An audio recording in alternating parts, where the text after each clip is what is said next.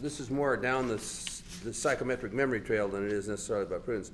So when I got out of the Navy and before I went to graduate school, I worked as a probation officer for 2 years, and it was, I was working with delinquent kids all day long, and had to interview, took on 4, 5, 6, 8, 10 new cases each week, and my job entailed writing up what I thought was wrong with them and then some kind of treatment possibilities for them.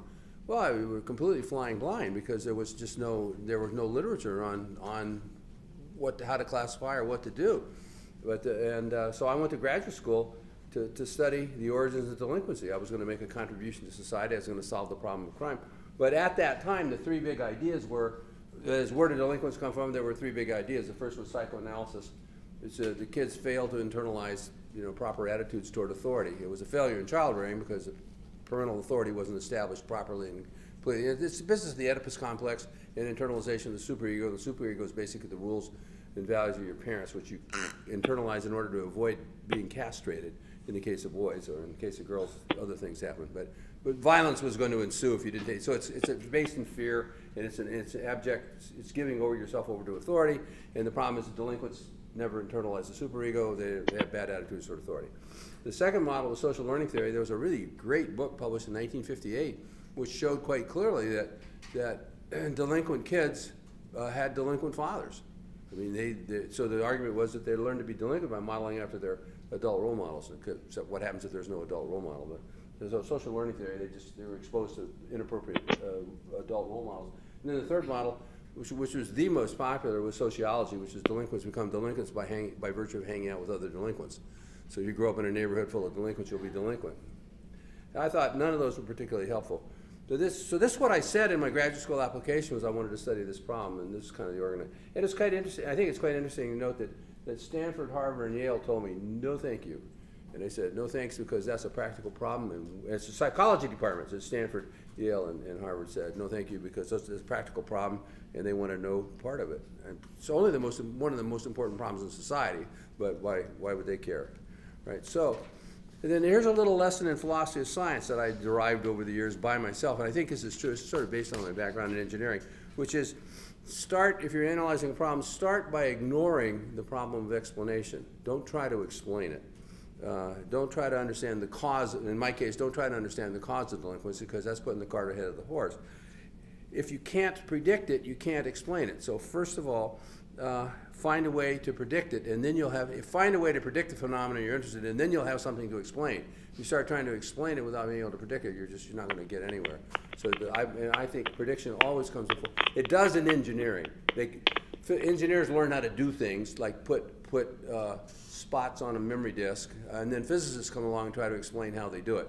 But physicists are always playing catch up. The problem of explanation is always catch up. So first try to predict something. So how would you go about being able to predict delinquents? Well, test a sample of delinquents and test a sample of non-delinquents and then see what the differences are, and maybe you'd have something to predict. So test a sample of delinquents, a sample of non-delinquents, find items, tests, elements that discriminate between them, and then bingo, you got a way of predicting delinquents. And then if you can predict it, you might be able to try to explain it. So now, what do these assessments have in common? This is this is the Binet-Simon scale from 1905. It's now known as the Stanford-Binet. Okay, the strong vocational interest blanks, which come from 1926. The Minnesota MMPI, Minnesota Multiphysic Personality Inventory from 1936, and California Psychological Inventory from 1948. So what do they have in common? Well, they have several things in common. First of all, each of those tests is the gold standard in their field. The Stanford-Binet is the gold standard for measuring cognitive ability. The Strong is the gold standard for doing vocational assessment. The MMPI is the gold standard for doing psychiatric diagnosis, right?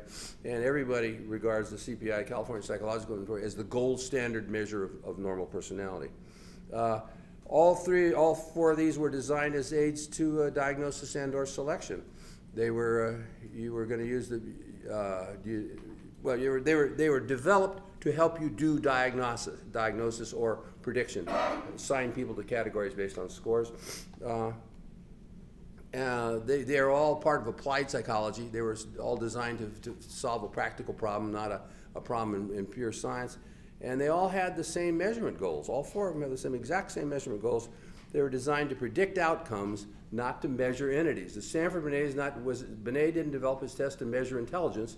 He developed his test to predict academic performance. He never talked about intelligence, and he never talked about measuring anything. He talked about predicting academic performance. And it's the same. And all 4 of those tests are empirically keyed. Okay, so they all have this in common. They're the gold standard. They were designed to solve practical problems in diagnosis and classification. They're all empirically keyed, and they are about predicting, not measuring. So how do you do empirical scale construction? This is a really important topic, guys. So how do you do this? Well, you say, I'm interested in something, entrepreneurship. I'm interested in creativity. I'm interested in X, some psychological phenomenon. Well, you find groups that differ on those dimensions. You find a group of entrepreneurs and a group of anti-entrepreneurs. You find a group of people who are really creative and people who are absolutely lacking in creativity. You find blah. Then you find items that discriminate between these 2 groups, and then you can put those items together into a scale, and then when you've got a scale. And what are the advantages of this? Well, first of all, it means you're measuring something that's real because you can see the groups. You can assemble a group of creative people and non-creative, and everybody agrees these are creative and these are not creative. So it means there's something real going on there. You can assemble a group of delinquents and non-delinquents. You can assemble a group of entrepreneurs and non-entrepreneurs. Now, in social psychology, they just invent things to measure, like grit, or name your favorite locus of control. They'll invent topics and then rationally construct. Here are some items that measure that, and now we're ready, good to go. That does, in this model, when you're done, first of all, you're measuring something real. I'm repeating myself because you can see the criterion groups. You can actually identify them. He belongs to this group, and she belongs to that group. And then the validity is literally built in. You've already got a measure. By definition, you constructed a measure to do what it is you want your measure to do, so they work. So this method of scale construction, widely criticized by social psychologists, they called it Dust Bowl empiricism because there were no ideas there. Excuse me. But the hot deal of data scraping these days is pure Dust Bowl empiricism. So Dust Bowl empiricism is back with a vengeance. And what are they? Excuse me. I'm having my problems up here. What do these inventories predict? What does the Stanford Binet predict? Performance in school. In the 19th century, the French government made education mandatory, public education mandatory. The question was who could profit from going to school. This was a measure. They were letting psychiatrists make that decision. Psychiatrists were letting rich kids go to school and poor kids stay home. So they wanted an empirical basis for saying who would do well in school and who wouldn't. That's what this is about. The strong vocational interest blanks are designed to predict occupational fit. Would you be happy as a dentist? Would you be happy as a proctologist? Would you be happy as a bird watcher? The MMPI was designed. What was the MMPI designed to do? You tell me. Thank you. High altruism. Well, I know Ryan knows, but no. You guys know what the MMPI does? Pardon me? Yeah. What does the MMPI do? Predict clinical disorders. Yeah, it's an aid to psychiatric diagnosis. It's a way of making psychiatric diagnosis rational. These days, it's a way of getting paid. It ties into Blue Cross Blue Shield and the insurance industry, but it's so. They get a population of paranoids and a population of non-paranoids. You get a population of schizophrenics, a population of non-schizophrenics, population of manic depressives, and just see what items predict those categories, and away you go. Now, the question is, where did the CPI come from? Now, this is a really important point. Early on, the theory was, so on an MMPI, an elevated profile means you're crazy. Different ways of being crazy. There are like 9 dimensions of craziness. What does it mean if you have a low score on the MMPI? Question was, what does it mean to know that you're not crazy, as defined by the MMPI? What does it tell you? What do you determine? What can you learn if you know a person has a low profile on the MMPI? If a high, they're not crazy. It turns out you don't know anything else. You don't know if they have any sense. You don't know if they work hard. You don't know if they have any integrity. So having a low score on the MMPI doesn't tell you anything. That's what the CPI was designed to do. So what happens what else can we say about people? So this is designed to predict craziness. This is designed to predict competence and effectiveness. So these are milestones. I mean, prior to this, it was all people were just making it up. Who will do well in school? What kind of career would you be happiest with? How crazy are you? How competent and effective are you? You all with me? I mean, so these are really, really important contributions. Then on the CPI, there's a scale called socialization.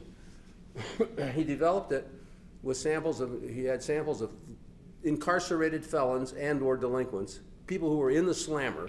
Then he had a samples of people the same age, same social class, who were not in the slammer. And he tested lots and lots of people and then came up with 54 items that reliably distinguished between people who were in the slammer, who were in jail, who were in prison, and people who were not, who were approximately same age, IQ, social class. Okay? This is, in my view, this is the most valid scale in the history of personality assessment. The validity behind this is absolutely mind-boggling. So my most famous, I don't have access to my files these days, but I remember in one case he had 20 countries and about 10,000 cases. In each country he had a sample of inmates, prison inmates, and then a sample of non-inmates of relatively matched status. And what he found was a cross-validated bivariate correlation between the delinquency and non-delinquency, somewhere between 0.6 and 0.8 across the world, a sample of 10,000 cases. It's just phenomenal. You understand?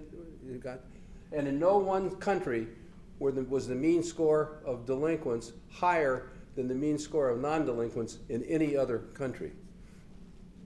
In addition, it discriminates between levels of malevolence, as it were. So I remember the only data I remember were it would discriminate between women on welfare with no illegitimate children, women on welfare with one illegitimate child, and women on welfare with 2 or more illegitimate children. Statistically, validly, reliably discriminating between. It's a very, very powerful measure. You all with me? This is the best measure of delinquency ever. It's kind of gone. I mean, people don't talk about this anymore. Anyway, so my friends all had to take these tests when we started graduate school, and I actually got a note from Goff. I mean, he was worried about me. My score was significantly below the mean for inmates in the federal penitentiary. Okay, so that predicts all sorts of outcomes like bad behavior. So that is a really low score, but all of my friends, everybody I liked in graduate school had comparable scores. Okay, now by the logic the test says we should have all been in prison, and none of us were. So why is that? I mean, that's called the off-diagonal case. And what does that tell you? You understand the point? Here's a sample of people, all of whom were PhD students at UC Berkeley, all of whom had scores that indicated they should be locked up in Alcatraz or San Quentin. And they weren't. So what was that about? So I think that's a really interesting problem. You know, what is it that accounts for the difference between these? Have you guys heard this stuff before? No. Excuse me, good. Okay, so Adam Smith to the rescue, right? First question is, who's Adam Smith? Or who was Adam Smith? Anybody know? You know? A rich guy. Pardon me? A rich guy. A rich guy? No, he wasn't all that rich, actually. Economist. Yeah, he's regarded as the father of modern economics. He wrote a book in 1776, you remember that year? A book called The Wealth of Nations, and that's people from that. But Smith himself, he was a university professor. University professors never make any money. Smith always thought his most important book was this book published in 1759 called The Theory of Moral Sentiments. It really is an important book. For Freud, for most developmental psychologists, socialization, becoming a law-abiding citizen. Socialization involves internalizing the rules of authority. That's what superego is all about. You take in, you ingest, you incorporate, you internalize the rules of authority. For Smith, so it's all about the way you adapt to rules and to authority. Adam Smith said the socialization process was about learning to think about what you were doing from the perspective of the other person with whom you were dealing. He called it perspective taking. He said, if you learn to understand what other people expect of you during social interaction, you will fall in line with normative behavior in your society. Do you follow that? So these are two very different points of view about the difference between delinquents and non-delinquents. For Freud, delinquents fail to internalize authority. For Adam Smith, delinquents are people who can't understand and are unable to understand or unwilling to understand what it is that other people expect of them. They failed in this process of perspective taking. Okay? Do you all understand this thing? Okay. So these are very different models. The Freud model is intrapsychic. It's changes that happen inside your head. And the Adam Smith model is interpersonal. It's changes in the way you treat other people. So it's intrapsychic versus interpersonal. And both perspectives are valid. Both are true. Now, all the people, the faculty at Berkeley were all clinical psychologists, so all they knew was Freud. But it's social psychologists and sociologists know about Adam Smith. So based on Adam Smith's ideas about perspective taking, I developed a measure of perspective taking, which is duh. And it's called the empathy scale on the CPI. And you get this very interesting 2x2. People with high scores on socialization, the delinquency scale, and high scores on empathy, the perspective taking scale, people with high scores on both of those scales are really quite mature. They really just come across as having integrity, like Donald Trump. People with high scores on socialization, rule following, and low scores on empathy come across as authoritarians. This is the law enforcement profile. People with low scores on socialization, and high scores on empathy are people who hate rules, but they're sympathetic to, they're responsive to other people. And then finally, people with low scores on both scales are delinquent. They just are. If you have low scores on both the scales and you're walking around loose, something happened. Because they just, and so I don't have the data here, but it worked really, really well at classifying. I have a bunch of data on this. This is what I did for my dissertation, so it's years ago. But you use that 2x2 table, and you can just classify the shit out of pro and antisocial behavior. Okay? You all with me? So, boink. So where does the delinquency actually come? So now that we can predict it, we can talk about where does it come from, and then there's data on that. So the two key variables in child rearing and parenting, the two key variables are warmth and restrictiveness. Warmth means, cuddling the kid, patting the kid, being nice to the kid. Restrictiveness means putting limits on it. High warm, high restrictive, a lot of warmth and a lot of rules gives you the most mature kid. They turn out really well. High warm, low restrictive means the kid's a lot of self-confidence but doesn't think rules apply to it. That's where you get a spoiled, you get a typical middle class, what do they call it, millennial. Low warm, high restrictive, so the kid, a lot of low self-esteem, a lot of rejection, and high restrictive, you get a neurotic. They're fearful. I mean, they're alienated and unhappy, but they're afraid to rebel because they got beat when they rebel. And then finally, low warm, low restrictive is where you get delinquency. So there it is. That works. It works really well. I mean, that's the theory of delinquency. Okay, so there I was X years ago working with the CPI, and I'd heard about this 5-factor model, and I said to a group of students, if there's anything to the 5-factor model, we should be able to reconfigure the CPI. And I'm telling you, the CPI guys were just furious if I would even think about doing this, because this was just, it was a violation of all the rules. I said, if the 5-factor model is right, we can reconfigure the CPI, which has 21 scales.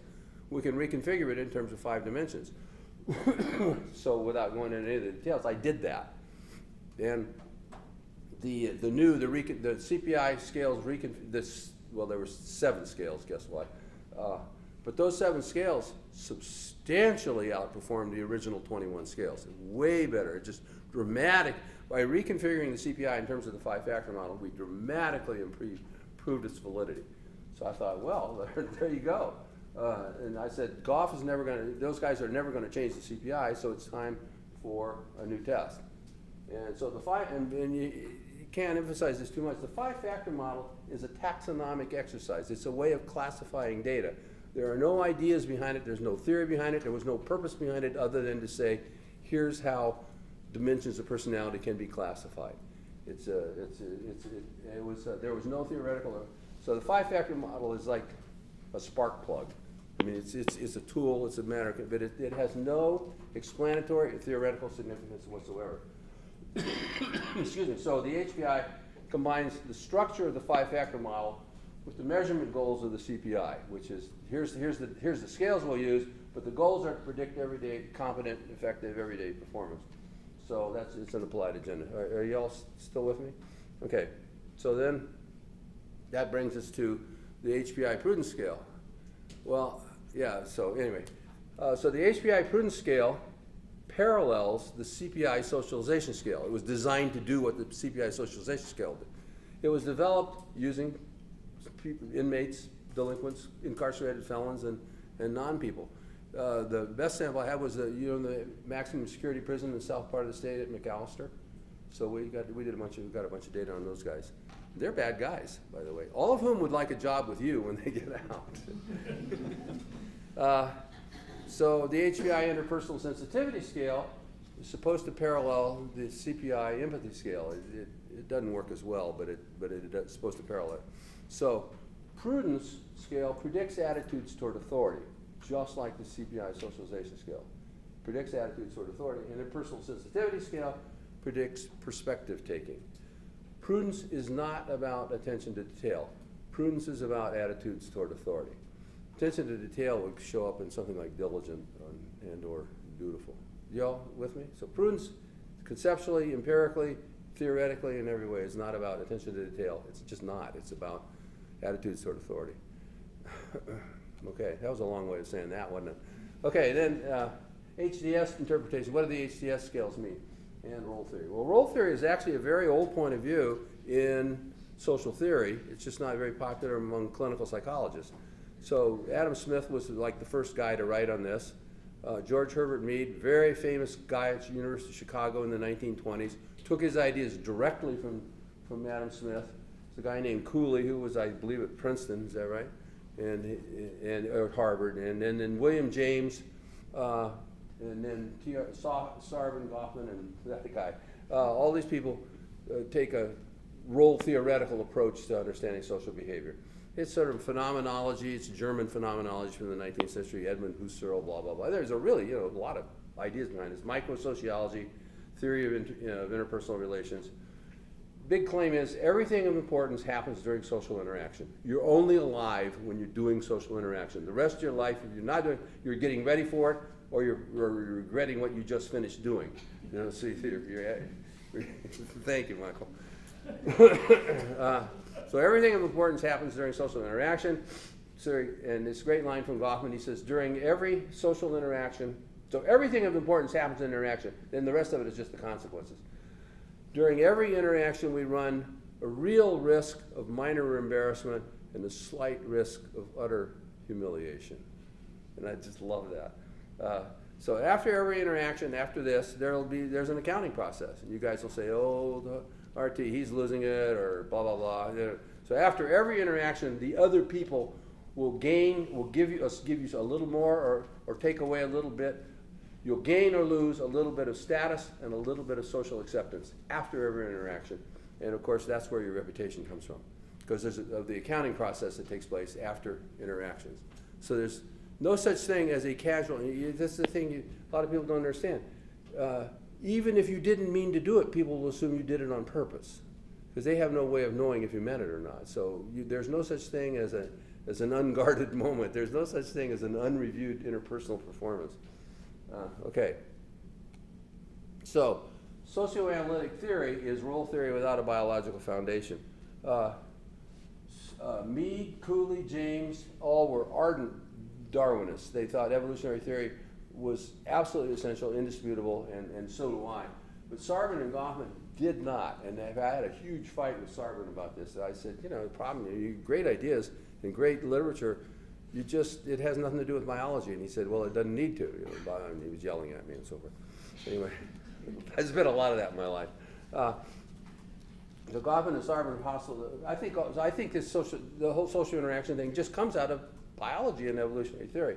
Social behavior, what you do vis-a-vis other people, social behavior is a text to be interpreted. The question is always, what message is that person trying to send? And am I interpreting the message correctly? So social behavior is a text to be interpreted. But the essence of animal communication is deception. That is to say, and people tend to be animals, and so you can guess that most of the messages that are people are sending are actually deceptive. I'm not as afraid as I look, or I'm not as brave as I seem, or I'm not as crooked as you might think, or I'm not as, this time I'm not lying. So the essence of animal communication is deception. The essence of people communication is going to be pretty. So, but deception works better when the deceiver is deceived. I got way behind on my notes here. There's this, There's this great quote that I attribute to Rob Kaiser, which I think is correct. He says, so it's important to know what message you're sending. His line is, sorry, I got carried away. He says this all the time to these senior managers. He says, it's important to know how much you bullshit yourself about how much you're bullshitting yourself. That's a really good line. And it's directly out of this, okay? So it's important to know what message you're sending and what message they're receiving, because you're very often not telling your own self the truth about what you're trying to say. You're saying one thing, but you're actually meaning something else, and they're not always getting it because they have agendas too. Okay, so social interaction is where the action is. This actually is Goffman's dissertation, I think. He makes a distinction between what he calls front stage and backstage behavior. So, actors, the same person on the front stage, the same person goes out in front and holds forth, and then goes back behind the stage and does whatever they do there. So front stage and backstage behavior. What he did, he was on an island out in the Scottish Hebrides, and he would go to the same restaurant every night, and he could see into the kitchen, and he could see how the waiters would change as they came from the kitchen out to the front and go back, and that, which is so. Front stage and back. So front stage behavior, when you're in front of the audience, is mindful and is socially appropriate, usually, right? Or at least mindful. People are paying attention. Backstage behavior is casual and often socially inappropriate. It's you let your guard down and you're just being yourself, right? But both front stage and backstage behavior are sending messages, but to different audiences, right? But they're still sending, because nothing is, there's no such thing as the real you. There's just the you that you're being in front of that particular audience. So both front stage and backstage behavior get evaluated, but people use different criteria to evaluate them. And you can think of the HDS as predicting themes from backstage behavior. That's what it's all about. When people are ill, stressed, or drunk, they tend to engage in backstage behavior. But it's still behavior, and it's backstage behavior, he says, seems to involve just being yourself. But just being yourself seems authentic. But it's not authentic, it's just mindless. There's nothing more authentic about backstage behavior than front stage behavior. It's just less mindful. Backstage behavior involves stuff you got away with when you were a kid that no one called you on. The real you is something you should be ashamed of. That's the whole point of socialization, is to get you to quit that stuff. So authenticity should be avoided if you want to be successful. So finally then, the HDS concerns behavior patterns that are automatic, because you've been doing them for years and no one ever called you on them. They're unconscious, because you're not reflecting on them. They're not mindful. They're just running off. They're tactical. They're there because they worked for you. When you threw a fit and mommy gave you a candy bar or whatever, you threw a fit and didn't have to go to school. So they're tactical because they're designed for short-term wins, but they're self-defeating, and everything tactical is self-defeating in the long run. So they're tactical, and they win in short terms. You'll get your way in this single interaction, throw a fit, but in the long term, your reputation will catch up with you. They're mostly on display, I think, when people are dealing with others who have less power. It's almost always, you hardly ever see HDS behavior directed at a boss. It's almost always directed at subordinates. Then finally, it's a kind of bullying. It's what you do to someone who has less power than you. And that's how I would interpret the Prudence scale, and that's how I would interpret the HDS, and that's all I have to say.